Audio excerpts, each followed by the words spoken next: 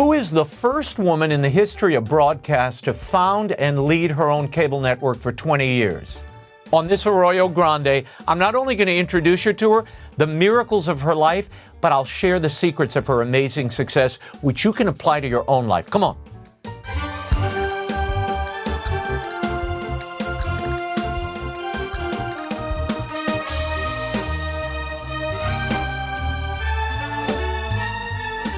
I'm Raymond Arroyo. Welcome to Arroyo Grande. Go subscribe to the show right now. Turn notifications on so you know what's coming. And boy, do we have some big things coming. Stay tuned. Now, you all saw that Blue Origin space capsule that went up to the edge of space with an all-female crew. They got some insane media coverage, and the whole flight was 11 minutes long. Hillary Clinton and Kamala Harris, of course, were the first women to run for president. They were lauded. But do you know who the first woman in the history of broadcast to found and lead her own cable network was? If you're thinking Oprah, you're wrong. She did it long before Oprah. In 1981, and she was a nun. This nun, Mother Mary Angelica. So many people have seen her reruns. You might have run across her on the Eternal Word television network, which she founded, the largest religious media empire on the planet. But despite your familiarity with her, her story almost dwarfs her accomplishments. In this episode, I'm going to tell you about the many miracles that surfaced in her life, how she accomplished her mighty mission, and how you can incorporate her secrets of success into your own life. Now, Mother Mary Angelica is not somebody I read about in a few books and decided to do a show on. I literally wrote the book, or books, as the case may be, on her life. Her biography, Mother Angelica, The Remarkable Story of a Nun, Her Nerve, and a Network of Miracles. I edited 3 books of her wisdom and her prayers, and I wrote the final word on her life, her grand silence, the last years and living legacy of Mother Angelica. She was also a beloved mentor, a friend of mine. Her birthday falls on April 20th, and she left us on the eve of Easter in 2016. So I thought this would be the perfect Easter episode. It's inspiring, it's uplifting, and I think it'll change your life. So stay with it. As I was collecting material for the biography of Mother Angelica, I'll never forget a cardinal in Rome, without solicitation at a dinner, shared the following story with me. And though it's now an impossibility, this is what he said. He said, John Paul II, Mother Teresa, and Mother Angelica die on the same day. But their mansions were still under construction, so St. Peter said, look, I hate to do this to you 3, but I have a little problem. We just don't have the occupancy yet. We're building your mansions, and they're really big. They're taking extra time and staff. So we're going to send you all to hell, which they did. Well, about 2 days later, Satan comes banging on the pearly gates. Hey, Peter, get over here. Come here. Come here. We got problems downstairs. He said, well, what's the problem? He said, well, this John Paul II. I'm losing clients hand over fist. Every time somebody arrives, he forgives them and whoosh, they're out of there. And then you got this Mother Teresa. Every time I hit somebody with a boil, she heals them. I cut their head off, she puts it back on. This woman's nothing but trouble. But this Angelica, she's the worst, Satan says. And St. Peter says, well, what is she doing? She's taken up a collection. She's installed central cooling. Get her out of here. Now, that's kind of a cute, funny story, but it's also grossly reductive. Now, some would prefer to have us believe that caricature of this nun and file Mother Angelica away as really nothing more than a good fundraiser. But I think they're missing the point. In reality, Angelica was a determined visionary, a simple woman with a broken heart and a shattered body, called to do great things.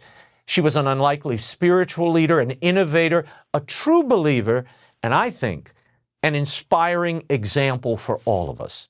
Many puzzle over her success. How did this woman, of all people, become the founder and leading light of what is today the largest religious media empire on the planet, reaching more than 100 million households on TV alone? How did she become the first woman in the history of broadcast to found not only a non-for-profit television station, but she became the standard bearer of traditional Catholicism?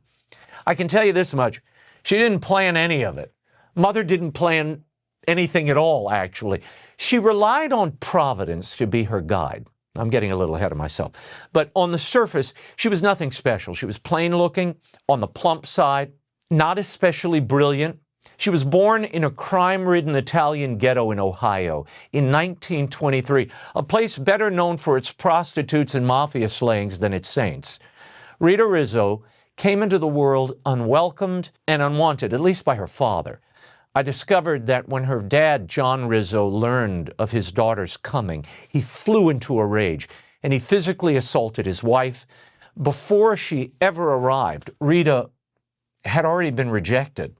But that rejection and the hard circumstances of her unstable family life created a fusion that would produce the woman who would later become Mother Angelica. Long before I began this project, by the way, I was struck by the unlikeliness of this woman as a leader. She had everything going against her. She was poor. Her formal education stopped at high school. She failed her junior year. She had an emotionally unstable and suicidal mother, a nervous condition, stomach problems. No betting man would have placed money on this woman succeeding. But oddly, it was the pain, the physical setbacks that really illuminated her path and showed her the way, which is one of the first lessons of Mother Angelica's life, one of the lessons it reveals. Perverse as it sounds, stay with me, pain can be instructive, it can be useful, and at times very powerful. The sting of pain was present from the beginning in Rita's life, like a watchful friend. Early on, she experienced a heartache common to too many women. At 5, Rita and her mother were abandoned by her father and left to fend for themselves. Well, Rita's nerves produced stomach abnormalities, and they took her to doctors, and they could never figure out what was going on. She was diagnosed with something called ptosis of the stomach. It was impossible for her to keep food down. So, searching for relief, Rita's mother takes her to the home of a local mystic in Canton, Ohio, a woman named Rhoda Wise. She was a stigmatic who claimed to have had visions of Jesus and the saints and even conversed with them. She would suffer Christ's passion on Fridays. Now, this is bizarre. When I saw these images, I thought, what is this? But she would bleed profusely from her head, her hands, and her feet on Fridays. And the local papers attributed healing powers to this woman. Thousands of people would stand outside her house. I mean, there are lots of local reportage of this stuff at the time. Well, when Rita came to Mrs. Wise, the stigmatic merely instructed Rita to pray a novena, 9 days of prayer to St. Therese for a cure. That's all she did. Gave her a prayer card and sent her on her way. 9 days later, little Rita wakes up with a feeling that her stomach had been cured. And indeed it had been. It was the pivotal event that revealed God's love for her. It was for her miraculous. For the first time in her life, she knew she had a Father in heaven, if not on earth, who was concerned about her future and her life. Shortly thereafter, she fell in love with God, and she entered religious life. Now, I mention Rhoda Wise, the stigmatic, the mystic, for a couple of reasons. She was the first person to show Mother Angelica that pain could redeem, that pain was sometimes sent by God to His beloved ones, and that suffering offered up to God could produce astounding results. Just as importantly, Rhoda Wise's supernatural sufferings made Christ's passion real for Rita. Rhoda Wise's life was proof that Jesus wasn't a concept or a theory or a picture on the wall, but a living God, a real person who manifested Himself through lives in real time today. And Rita would never forget that lesson. She learned to love God in a radical way. And look, it is a radical path. She trusted Him completely, allowing His providence to take her to places she could not have imagined. Uncomfortable places, places she didn't necessarily always want to go. You know, Mother never intended to start a television network, that's for sure. She often said, everything evolved. I mean, isn't that how it always happens? Everything evolves. Let me tell you how the network began, and really how she was set on the path to create what became this enormous religious empire in the media. In the early 1950s, Sister Angelica was mopping a monastery hallway when she slipped, aggravating a birth defect in her back, and surgery was needed. Well, the night before the operation, the doctor came in and he said, look, you've got a 50-50 chance of walking again. Good night. So when he left, she made a desperate deal with God. She said, if you let me walk again, I will build you a monastery in the South. Now, why she chose the South had been a mystery for decades. I cracked it. It's in the biography of Mother Angelica, but I'll tell you about that another time. Anyway, she did walk again with the aid of crutches and a back and a leg brace, leading her to comment later, when you make a deal with God, be very specific. And that's good advice. Mother eventually built the promised monastery in the buckle of the Bible Belt, Birmingham, Alabama, where Catholics constituted about 2% of the populace. So to raise funds and awareness for the community in the early 1960s, the local bishop allowed Mother Angelica to visit churches in Birmingham, social groups, just to raise awareness and introduce them to the concept of a cloistered group of nuns who just spent their lives in prayer, hidden away from the world. So she gave lectures all over town, and that led to a Bible study in her monastery parlor for a group of Episcopalian ladies initially. And they encouraged her to write mini books to capture some of her wisdom and guidance on the spiritual life. So she wrote these little mini books. She would just write them in her chapel. They were maybe 20, 30 pages apiece. And from there, she was invited to speak to charismatic gatherings and other conferences all over the country. She was captivating, I have to say, and a lot of fun. And the ladies in the group and the people she was speaking to said, you've got to record this for television, Mother. Well, she decided to do just that. She did a series for CBN.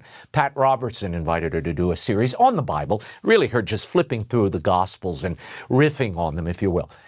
Well, it was while shooting her second series, it was called In His Sandals for CBN, that she became aware of a CBS miniseries entitled The Word.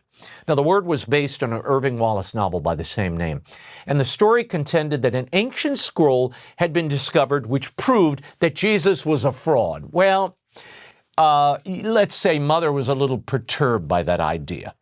And then she realized that she was shooting her series at the Birmingham CBS affiliate. Well, she decided to stand her ground and go make a fuss about this miniseries. So she marched into the studio, demanded to see the manager, a guy named Hugh Smith. I interviewed him for the biography. Well, this poor country fellow comes waddling out and he says, now, Mother, calm down, calm down. What's up? What's going on? And she says, your network is going to show a movie called The Word, and it is blasphemous to our Lord. And he says, I haven't heard anything about it, Mother. And she says, I don't care what you've heard. There is no way I'm going to do this show here if you continue to air that miniseries. And poor Hugh Smith says, well, we've had no complaints, Mother. You calm down. Nobody else is complaining about this. And she said, it's going to confuse the people.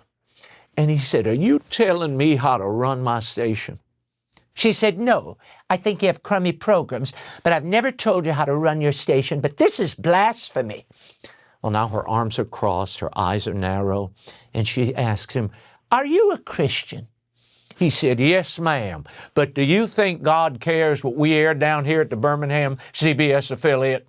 And she said, yes, he cares, and I care. And if you air this thing, I will no longer record my programs here, and you won't be able to broadcast them on this network. Well, he said, lady, you leave here, and you're off television. You need us. She said, I don't need you. I only need God.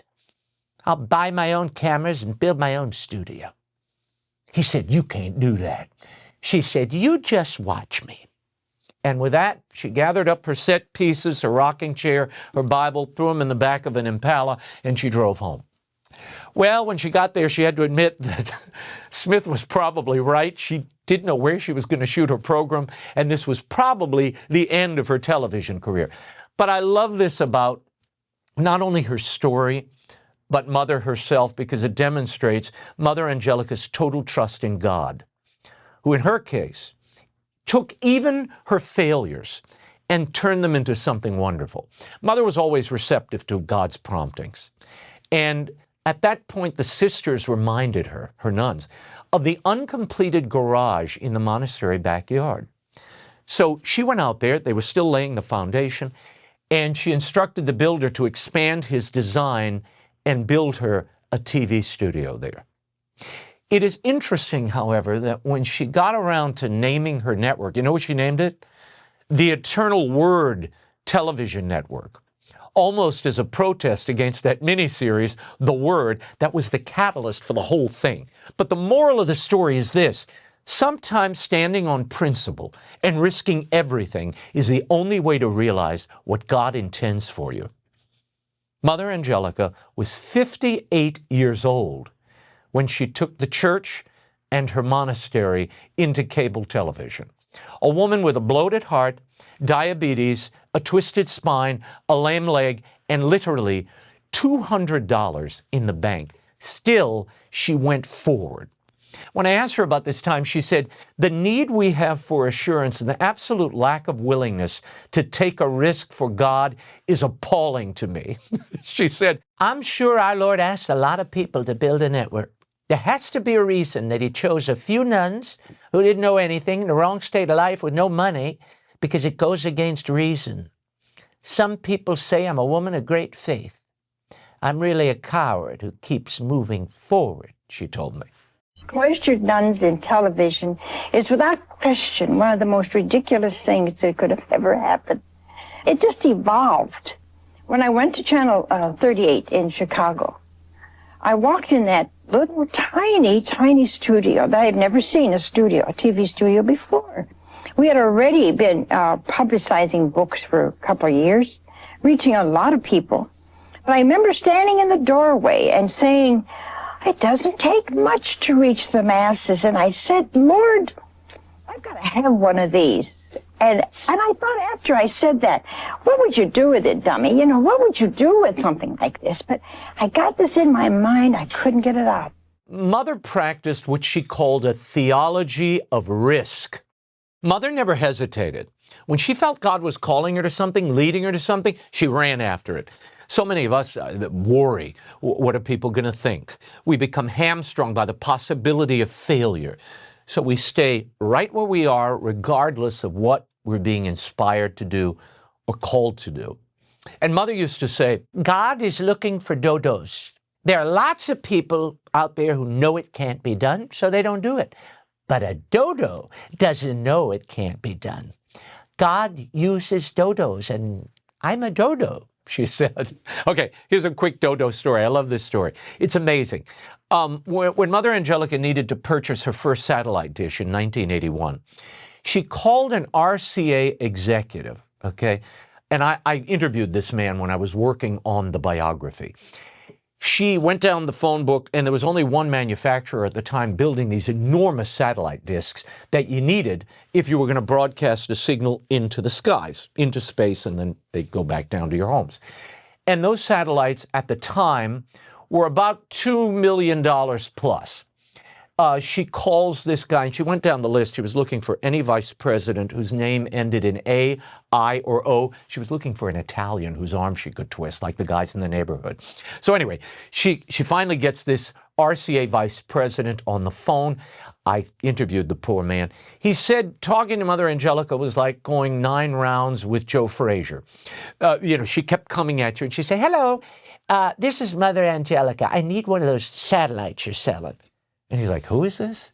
And she said, "Mother Angelica, I'm down in Birmingham, Alabama. I've got this network I'm going to bring. Catholic network, religious network. We're going to bring hope to people.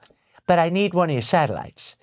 And he said, "Well, do you have $2.5 million? That's the cost of the satellite." She said, "Well, sweetheart, that's why I'm calling you." Well, this went back and forth for a while. Finally, the guy, after I think he was just bullied and beaten, he said, look, I can't just give you the satellite, but what I can do is order it for you, And if you can make a down payment at the time of delivery of $600,000, then they'll unload the equipment. But unless you give the man a certified check for $600,000, not a piece of equipment comes off the truck. Do you understand? Yes, sir. Do you think you can get that kind of money? The Lord has all the money in the world. God bless you. She hangs up the phone. Well, 3 weeks later, here comes the 2 flatbeds with all the RCA satellite equipment on it. And she is beaming. She's like, a mother waiting for her child. She's excited, and the nuns are there. Just to paint the picture, these are a group of nuns in Birmingham, Alabama, Irondale, Alabama, probably best known for Fanny Flagg books. The fried green tomato books. That's the same town where Mother Angelica and her nuns live. But this is rustic. They're on the side of a hill. She's got like a chain link fence with sheep and goats running around and a chapel in the middle of the place. That's it. There's nothing happening there. So here comes this RCA satellite, and the man gets off and says, you Mother Angelica, we need you to sign for this. Well, she goes to sign, and he says, do you have the check? It says, you need a check for $600,000 before I can unload anything. And she goes, wait right here. Mother takes her crutches and goes into the chapel. She kneels down. You husbands will love this part of the story. She kneels down. She looks up at her spouse, the Lord and the Blessed Sacrament, and she says, well, your satellite's outside. You wanted this thing. It's there. I ordered it. And now the man, I guess he's looking for payment. So this is your satellite, sweetheart. I don't need it. But you wanted it, so here it is. And it's time to pay. I guess she expected the money to fall from the ceiling, which it did not do, by the way, that day. But what I love about this is when Mother Angelica reached a brick wall, this is another great lesson from her life. I watched this happen so many times. She would be inspired to do something, but when she hit a brick wall, as she did that day, she would drop it like a hot rock, like it never happened. And in that moment, she got up on her crutches, she walked out of the chapel, and she was determined to turn the delivery away because this must have been her inspiration, her will, not God's. And as she was talking to the delivery man, one of the nuns came running over from the monastery, a woman named Sister Emmanuel. She's still there, by the way. And she said, Mother, there's a man on the phone. It's an emergency. He really needs to talk to you. He won't get off the phone. He's called us multiple times. Could you please come talk to him? She said, Jesus, Mary, and Joseph, sister, I got big business here. And she said, well, I know that, but this man, he won't get off the phone. He says it's an emergency. He needs to talk to you. He'll only talk to you. Okay, give me a second, sweetheart, she tells the delivery man. She goes back into the monastery, picks up the phone. It's a guy calling from the Bahamas. He had read her mini books many years ago. Remember those from the 70s, almost a decade ago. He had read one of her mini books. He had been inspired, converted, changed his life, got off of drugs, reconciled with his family. And for the last 6 months, he had been trying to get in touch with Mother Angelica because he wanted to write a donation to her book ministry, a donation of $600,000. Can you send it right now? She said. Well, that day, I didn't believe this story, by the way, when I heard it. She went through every bit of it, but I ended up going to South Trust, which was the local bank at the time. That was where she did her banking. I pulled the records, and there in black and white was the $600,000 donation that the guy wired into account. That was the down payment for the satellite that to this moment broadcasts EWTN in North and South America, and a great testament to her faith, to the very end, to the bitter end. You know, Mother would always say, God is good, but he's slow. That's a good example of it. She continuously embraced that next risk for God. Mother Angelica lived in what she called the present moment. It is, I believe, one of the main reasons for her success. She explained it to me this way. What is God calling you to do now? In this present moment, not yesterday or tomorrow, right now. God's will is manifested to us in the duties and experiences of the present moment. We have only to accept them and try to be like Jesus in them. Now, as you can imagine, this spared her many a worry about the future and allowed Angelica to go where angels feared to tread. Oh, she went there too. Now, no one saw Mother Angelica coming. She was a complete surprise. I mean, had certain church officials realized what Mother Angelica and her network would become, she might well have been ecclesial roadkill by the end of the first week. A man they might have seen coming, but a woman, an aged nun with a quick mouth and a grandmotherly manner, answerable only to the Pope, completely surprised these poor guys. They didn't know what to do with her. She looked so harmless, you know. Most of the church bureaucracy considered her a rube who would quickly fail. But that, too, was part of her success. They underestimated her. She was like God's little Trojan horse on crutches. It's always the simple ones that God chooses, the humble. The former Pope Benedict XVI marveled at how God seems to call the little, the simple, to shape the culture and carry the truth into our time. And Mother may well be one of those people. You know, I was originally going to title her biography To Confound the Wise, the unexpected life of Mother Angelica. From that great line in Corinthians, God chooses the lowly to confound the wise and the weak to confound the strong. Unfortunately, not everyone enjoys being confounded, which often put Mother on a collision course with some in the hierarchy. She fell into television in 1981, a year before the Bishops' Conference launched its own ill-fated Catholic Telecommunications Network of America, their own cable system. By the time the bishops launched in 1982, they found their plain-spoken, streetwise nun had beaten them to the punch. Mother was already an established on-air presence, and she was connecting with wide audiences across the country. Lacking viewers and sufficient funds, the Bishops' Network eventually dissolved. Divine providence, anyone? This partially explains why Mother Angelica had, shall we say, a difficult relationship with the Bishops' Conference and certain bishops.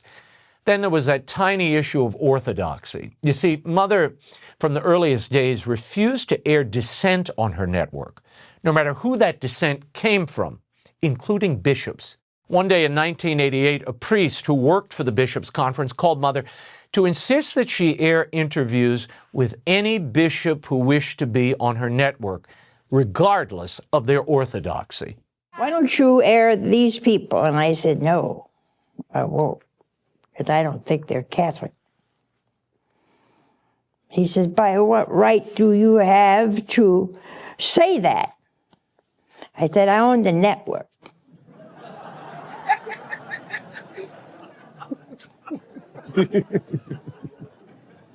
And he said, well, you won't always be there. And I said, I'll blow the damn thing up before you get your hands on it.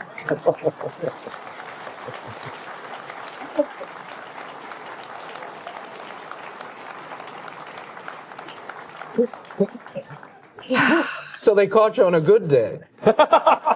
Yeah, a good day. Now, some clergymen have criticized Mother Angelica, pointing to her brashness, her simplistic theology. Some have called her names and ridiculed her. That's unfortunate. Mother Angelica never set out to lead the church. She fell into the role by default. People listened to Mother Angelica because of the directness of her message, her humor, as you heard, her natural ability to tell a story, and most importantly, the soundness of her teaching. She was standing on top of 2,000 years of church teaching. And they thirsted for orthodoxy, for devotions, and she gave it to them when others wouldn't. Had those critical members of the clergy been doing their job, had they been bringing a message of hope and truth and hard truth to the common man, maybe God would not have chosen a cloistered nun to do this television work. As I told an archbishop once who was mystified by Mother Angelica's hold on people, I told him when the bishops regain their moral voice and shake off their timidity, Mother Angelica will cease to exist. She filled a leadership vacuum in the church. Mother never intended to lead anybody. She would be the first to admit she's no theologian. She certainly wasn't looking to be one. She had many faults, which she recognized. And you know, that I think also is part of her appeal. She was like a podcaster before there was podcasting, and she was authentic long before people caught the authenticity wave. In her humanity, people saw themselves, and that gave them hope. Mother could be tempestuous. She was quick to anger, suspicious. There's a funny story. One of the nuns told me, I'll tell it. This will give you a little insight into her character. Sister Gabriel is a little Vietnamese nun in Mother Angelica's order. She's still there. And when she first came to the monastery, her English was not so great. Her English instructor told her, whenever someone asks you a question, you always have the option to answer yes or no. So to ease her into religious life, Mother Angelica phrased commands to Sister Gabriel as questions. So Mother said, "Would you like to clean the hall, sweetheart?" Well, Gabriel thought about it for a moment. She knew she had a choice. She considered it. And she said, no. My choice is no. I wouldn't like to do it.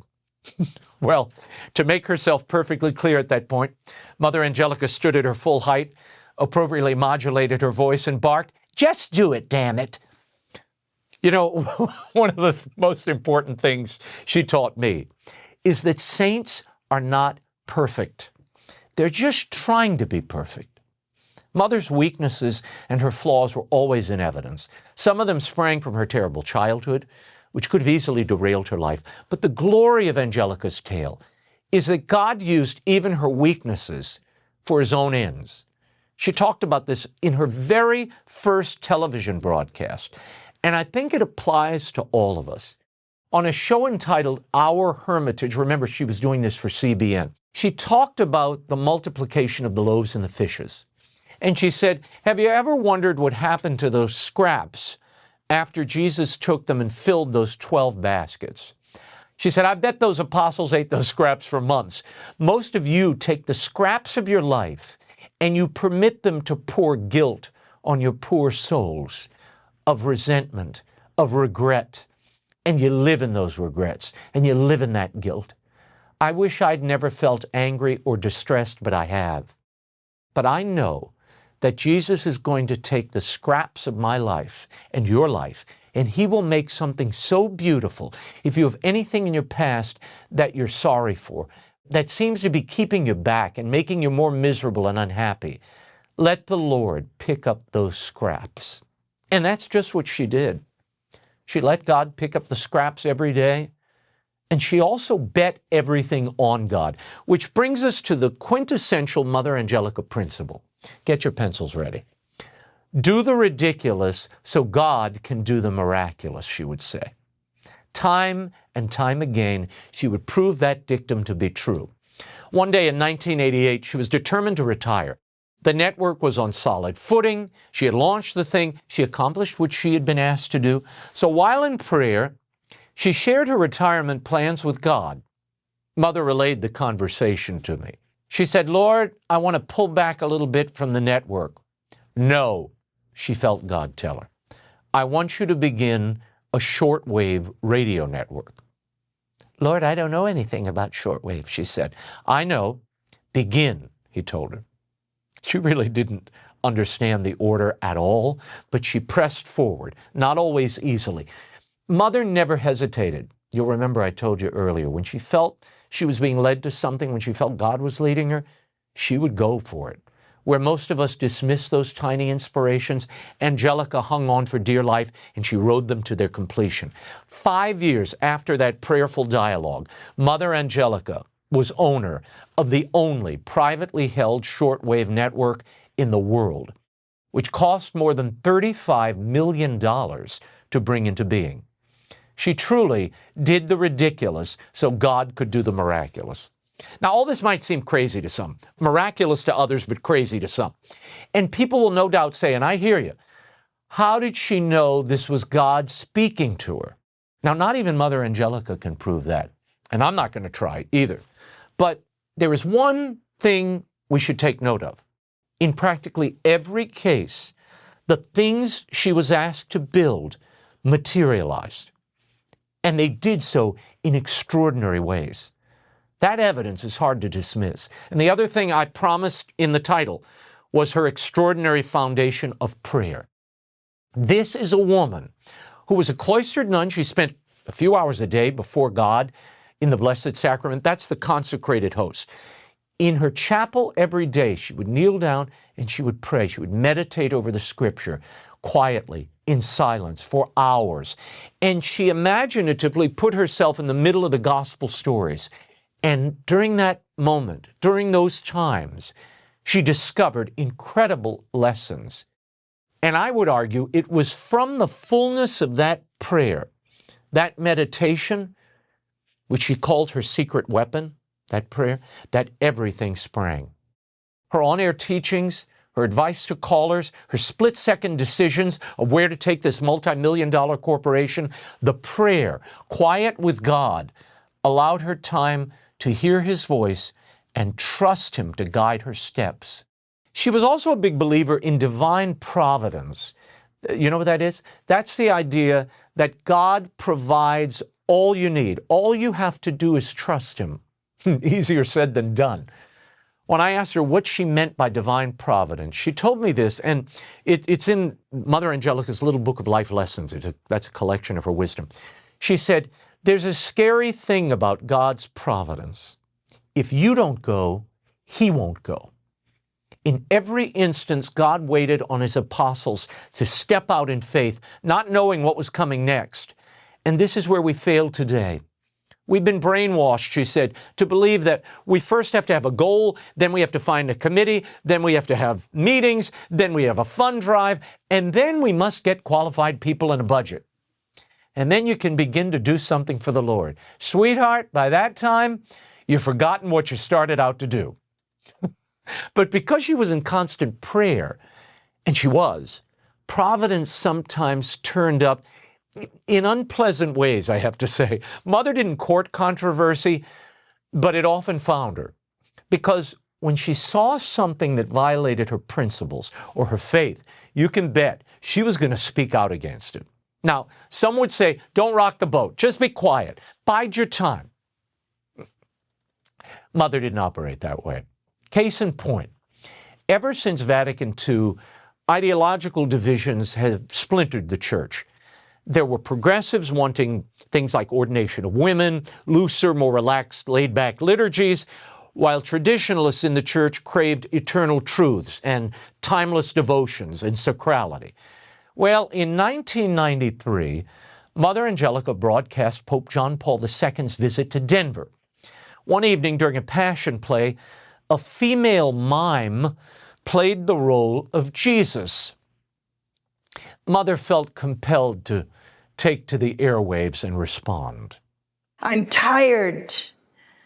I'm tired of being pushed in corners. I'm tired of your inclusive language that refuses to admit the Son of God is a man. I'm tired of your tricks. I'm tired of your deceit. I'm tired of you constantly just making a crack. And then the first thing you know, there's a hole, and all of us fall into it. I am so tired of you liberal church in America. You see this collar?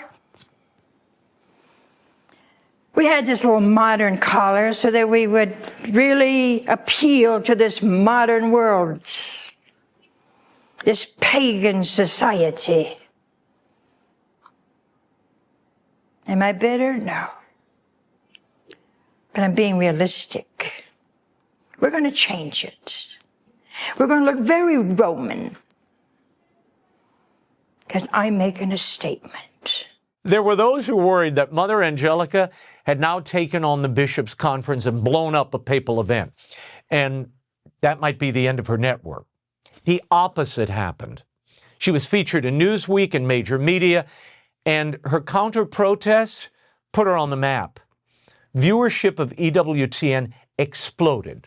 Why do you think that was? Because she was outspoken. She was true to her God and her faith, true to herself, and she stood with her audience. And that's such an important lesson. If you're principled and you stand with your audience, I don't care what business you're in, the audience will stand with you, and miracles might just happen. You might also notice Mother Angelica's lack of hesitation in that clip. She once told me when I was vacillating about something, there's a lot of things that you can do, but you've got to do what God asked you to do and stick to it. You have all eternity to experience the presence of God, but you have a very short time to do something for Him. So get cracking. Now is the time to act. I've really taken that to heart. As an example from my own life, I did not intend to write a book or a biography, and certainly nothing as complex or time-consuming as Mother Angelica's story. I was on a retreat in 1999, and I received one of those tiny inspirations we talked about earlier. A passing thought is all it was. And I thought maybe I should write her story. I did know hidden pieces of her tale that I felt there might be something there. So I approached her. I asked her help.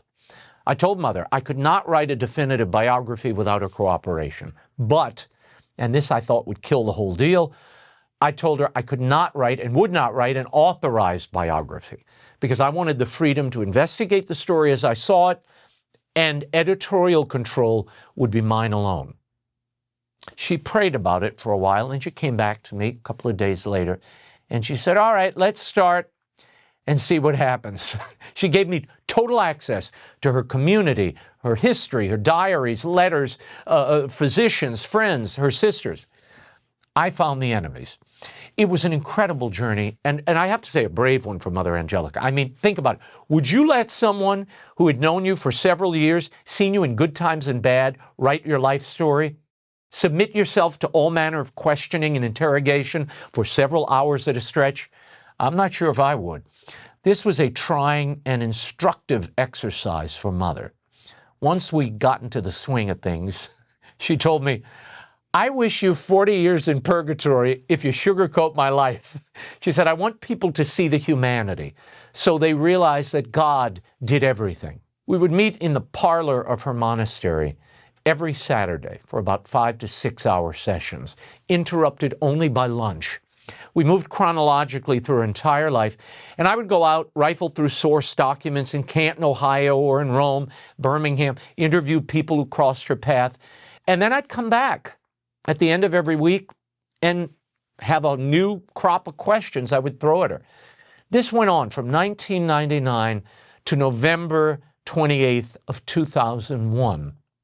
On the 28th, I told her that would be our final interview, and we covered her entire life up until that point.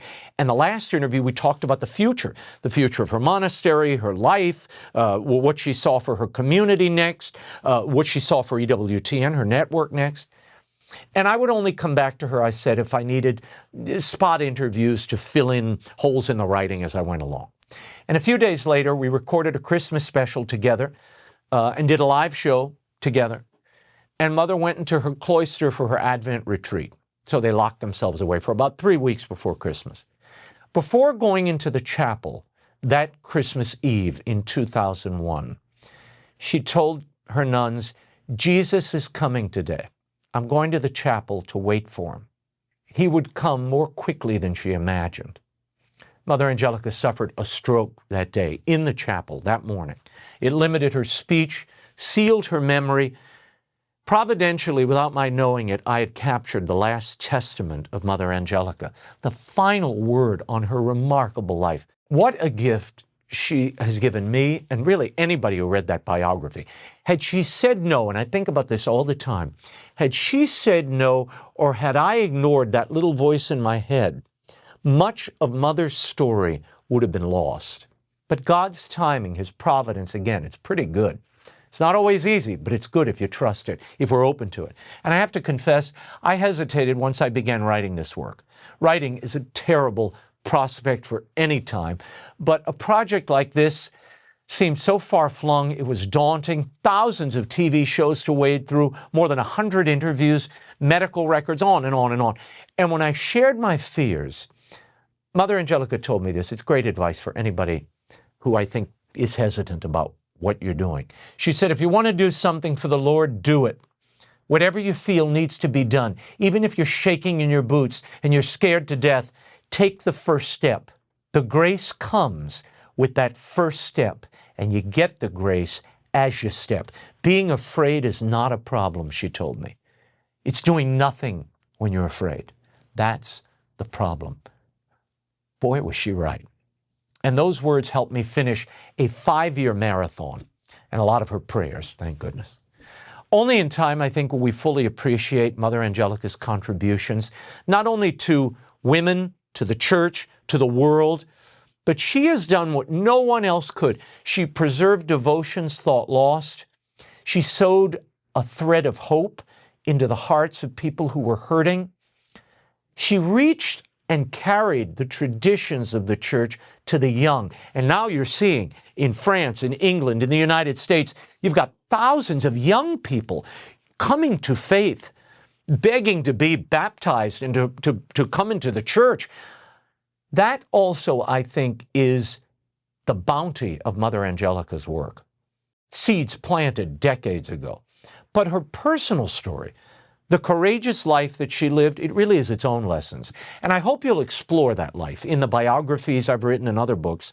They're on my website. Go to RaymondArroyo.com, or you can go to Amazon. Just type in Mother Angelica, Raymond Arroyo. Those books will come up. She was imperfect, wounded, petty, angry at times, just like us. Still, despite her failings, she trusted God enough to permit him to create a literal network of miracles, something she herself could never have done alone.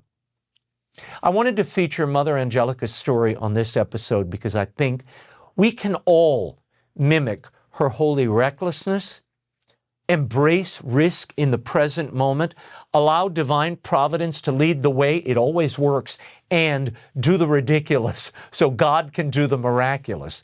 Here's to dodos. And I want to leave you with a little prayer. Mother actually came up with this. It was at the end of one of her last public speeches. And off the top of her head, she said this: "Since there is no more time, and you and I may not pass this way again, I will ask the Spirit to touch your hearts and teach you all those marvelous things, how to live in the present moment, how to be at peace when distress is assailing you, how to love when you don't feel loved, how to always commune with God in the depths of your soul, and how to bear those beautiful gifts of the Spirit always. I love you, and God loves you more than you know." Rest in peace, dear Reverend Mother. I hope you'll come back to Arroyo Grande soon. Wasn't that fun? I like to bring someone that I knew personally was such a light in my life, and I hope some of her lessons enlighten your own life. Why live a dry, constricted trickle of a life when if you fill it with good things, it can flow into a broad, thriving Arroyo Grande? I'm Raymond Arroyo. Make sure you subscribe, like this episode. Thanks for diving in, and we'll see you next time. Arroyo Grande is produced in partnership with iHeart Podcasts and DPS Studios and is available on the iHeartRadio app or wherever you get your podcasts.